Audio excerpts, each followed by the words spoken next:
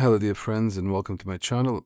It's Mario here, of course, and today I wanted to speak about I want to speak about a really an excellent spiritual teacher that I learned from during a rather tricky passage in my life back in my early 40s, actually, from the age of about 39, 40 till about 45, 46, I would say, thereabouts.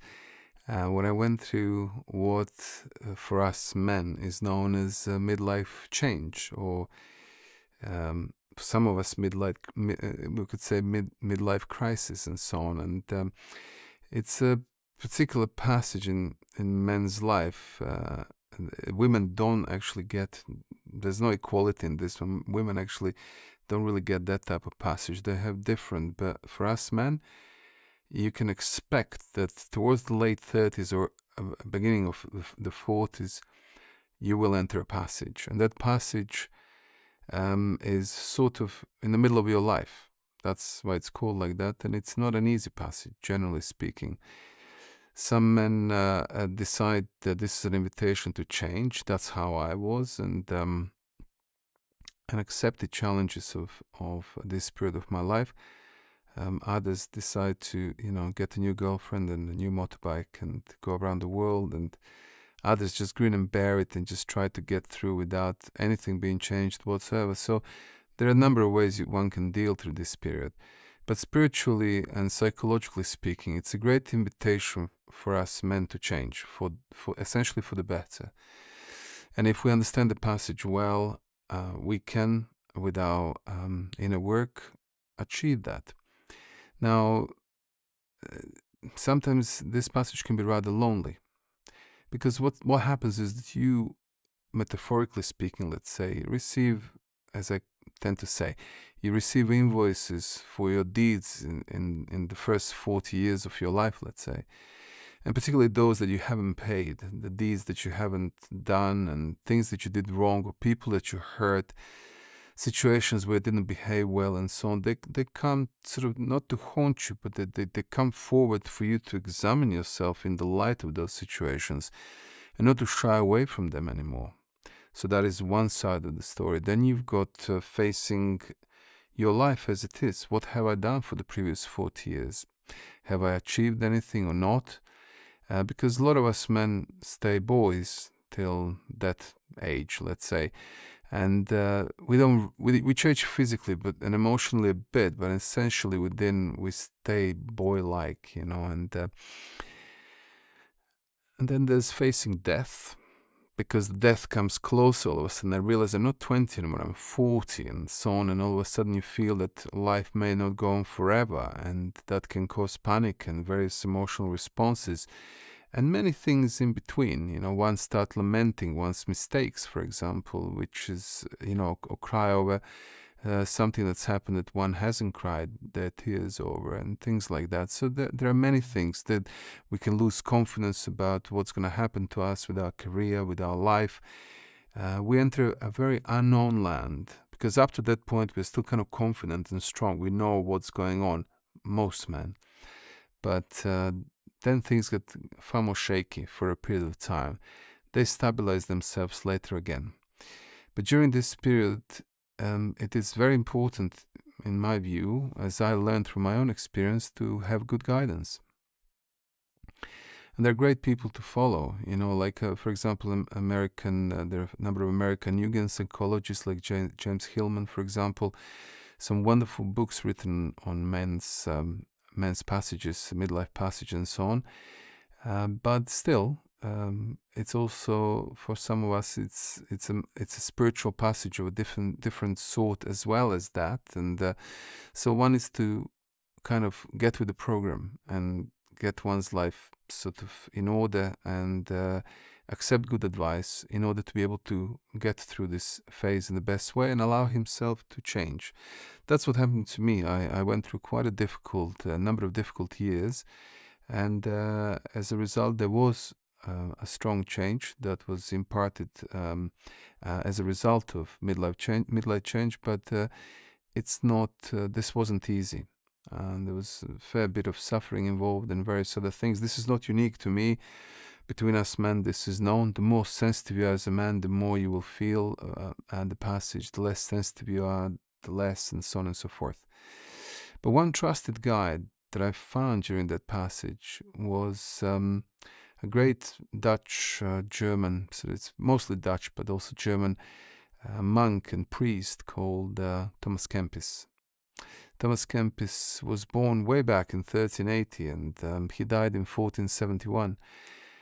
But he wrote a number of books. But one of the books that really stood out is this one. It didn't really stand out. It just became so popular later on as the most beloved book in Western spiritual tradition, The Imitation of Christ. The Imitation of Christ. This is the translation by Stephen McKenna, which I recommend. This is by Watkins Publishing, but there are plenty of other books and the translations available. And I used that book in a very sound, very beautiful, very deep advice that this enlightened man, really special man, gave us for posterity, for our keeping, to learn, to study, and it helped me know, and particularly because prior to that time I had totally forgotten about the path of Christ. I studied Buddhism and various other teachings, lived in spiritual communities, and you name it, made a few mistakes along the way for sure. But this book came to me as a trusted guide, and I spent quite a lot of time with it, and even today I'm grateful for it. But I just wanted to outline a bit of one of the little passages, because the passages in the book's got 4 parts, and the first and second part in particular are very useful for us who are looking for advice and the way forward, and how to be and what to do. And chapter number 12 from part 1 is called On the Advantage of Adversity. And he outlines there what you do in adverse times in order to make the situation, despite difficulties, advantageous to yourself, for yourself, you see. And the book, actually, that passage is very, very small. I mean, it's literally 1 page. It's literally 1 page with 2 lines on the other page. So this is A5 size. So this is it's short. But, this man had a great ability to say a lot in a few words, and to make it also very easily understandable to you, intelligently written, deep and mystical, but also very practical.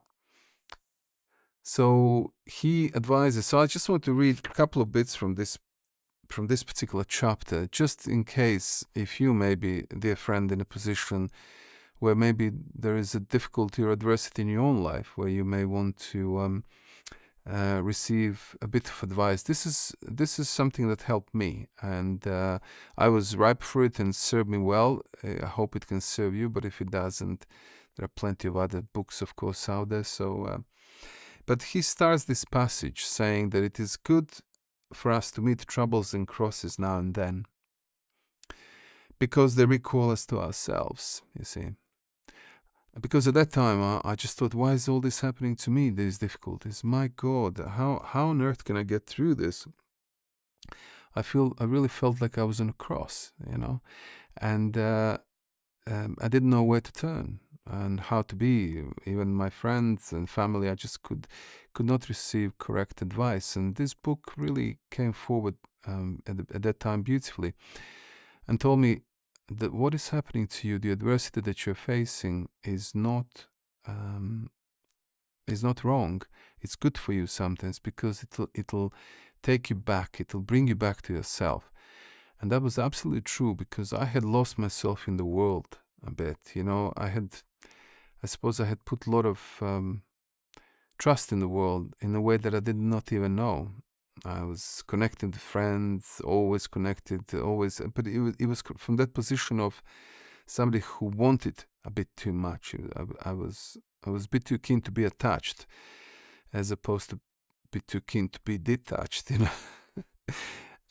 So this book taught me, okay, this is good, because you need to go back into yourself and understand you can't put trust in many things in the world. They will let you down, They will not be there for you always. Things will come and go. And if you have the need to latch onto things and to hold on, or any sense of desperation or anything like that, you need to let go of that and rest in something far deeper, like God, as opposed to being so exposed to the vulnerabilities of the world, if you want, to the fluctuating changes of the world, which will never satisfy you, essentially. So that was a very, very good advice. And it carries on later on saying that it's also good for us um, to be misjudged by other people, or judged as wrong, or not to be trusted by other people, and so on. So all these things which in a normal life you would say, well, I don't understand. I mean, of course I'm right here, so why would they misjudge me, mistreat me, or whatever? But he says, look, don't worry about that. It's important for you to understand that this is not bad, that this is happening. And so on one level, mentally you think, well, yeah, it is bad. I want to argue this. I want to sort out, wipe the slate clean. This is not right. What's happening to me and all that. Why do you not trust me? Why don't you like me? Like me. But he basically advises the following. And this is the crux of the whole chapter. He says, all this, troubles, crosses, being not trusted by men, and even when our actions and intentions are good, people don't like us, don't trust us. This helps us to preserve humility and keeps us away from vainglory, from vanity, from pride, and so on. So this is a spiritual man, so he comes from a very high spiritual place. And he says, understand this is the advantage of adversity. Accept it, work with it, and don't resist it, don't fight it.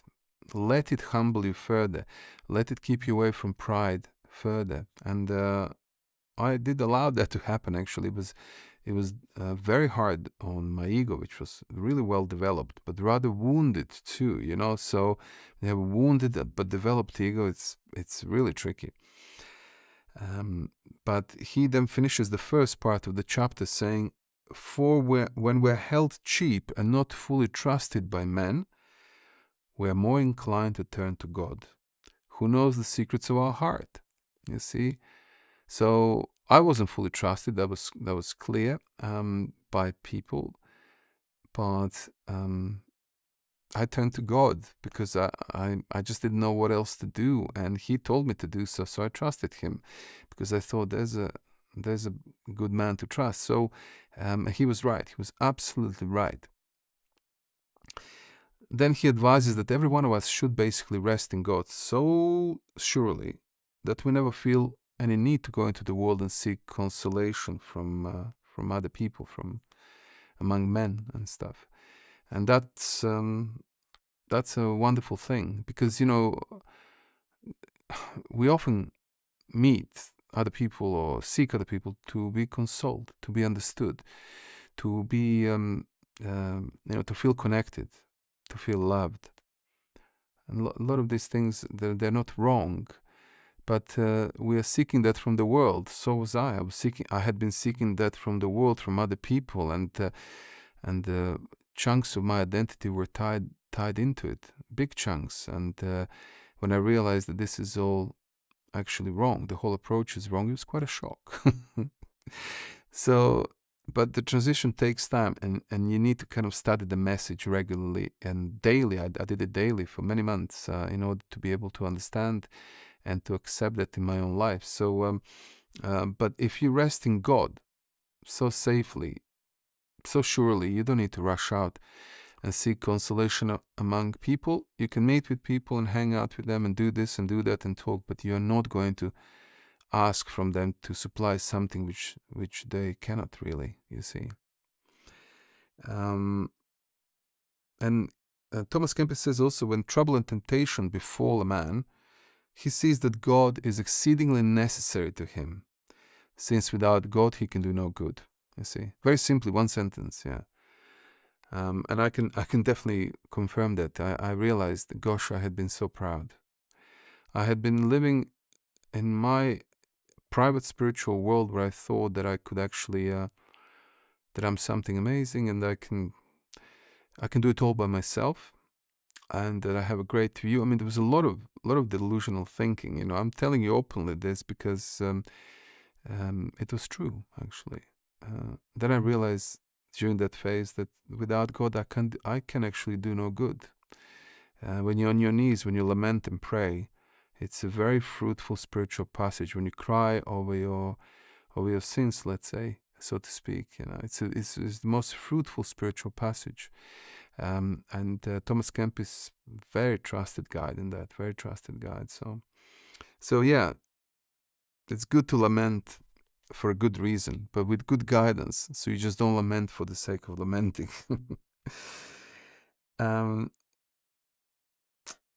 So he says in the end, you learn that full security and perfect peace can never be enjoyed on earth. I mean, all of us want, to some degree or another, full security, full peace, perfection of that sort in this world. And then you come to a point when you realize that that is actually not possible, that you can have a certain amount of security and certain amount of peace, but it's always vulnerable. You cannot guarantee it, and it may be here today and not there tomorrow. You can't rest, put hope in money to protect you, no matter how much you've got it, friends, family, and so on and so forth, politics, countries, states. No, it's all far more fluid, and what is necessary is what in Buddhism they would call detachment, a form of detachment, where one actually is lives in the world, but is not of it. It realizes that the world is, its promises is illusory. It cannot provide certain things like full security and full peace. So it was those were very powerful times, and I'm very grateful for them. And I know you probably understand me, because no doubt that you would have had passages in your own life which were difficult. And I hope and trust that every one of us finds our safe guide to point us in the right direction. For me, that was Thomas A. Kempis, an old Dutch monk. But life is full of surprises, full of unexpected things happening, and that midlife passage was definitely a passage of that sort for me, and for a lot of other men and friends that I talk to, who are encountering or are in the middle of that passage. So this is probably mostly for men to remember that in that passage, we need to continue developing humility, continue stepping away from pride, vanity, things like that, and adhere to the advice of the old master, and to essentially stay away from vainglory and continue accepting lessons that the world gives us, because the world gives us lessons. If we're not trusted by men, we're not trusted, accept it. Don't fight everybody because of it. Allow yourself to be softened in the places that you need to be softened, and strengthened in the places that you need to be strengthened. And everything will end well and bode well for your future. But that passage for men is very mystical. It's very unknown, and you can get lost in it, and it can be very difficult. You could try to escape, but to pass through it with the help of trusted guide is very precious. And so, with great gratefulness to Thomas Kempis in my own life, and if you're interested, of course, you can pick up the book and read it, but there are many other great guides on the path, so he's by no means the only one. So I just wanted to share that passage with you, and this great book, The Imitation of Christ, combined with the time in my life when I really needed it. I hope you're all really well, and that your life is blossoming wherever you are. It is very warm here in Eastern Croatia. Today was a little bit cold today, but for the last sort of 2 months it's been sunny every single day, with maximum temperatures about 25 or something. Incredible weather. So we're enjoying that here. So from Eastern Croatia, from Croatian plains, with much love from me, and until our next video, all the very best and blessings. Thank you.